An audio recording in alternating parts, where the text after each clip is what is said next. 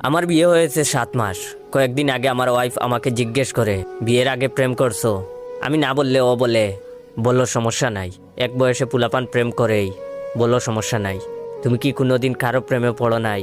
তখন আমি সরল মনে আমার স্কুল জীবনের থাকা প্রেমিকার নাম বলি। ওর নাম জান্নাত।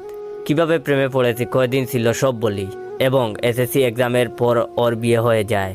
ওই দিন রাত থেকেই শুরু হয় আমার উপর কথা শোনানো। ও রাতে ঘুম ভেঙে দেখে আমি মুভি দেখতেছি। তারপর ও বলল, জান্নাতের সাথে কথা বলো। সকালে ঘুম থেকে উঠলাম। আয়শা বলে, এত দেরিতে ঘুম থেকে উঠছো, সারা রাত জান্নাতকে স্বপ্নে দেখছো? এখন আমি যাই বলি, যাই করি, আমাকে সারাদিন জান্নাত জান্নাত করে। গতকাল আমাকে বাসায় আসার সময় চা পাতা আনতে বলেছে, আমি ভুলে গেছি। আসার পর বলে, জান্নাতের কথা ভাবতে ভাবতে ভুলে গেছো? কিছুক্ষণ আগে আমি বারান্দায় বসে আছি।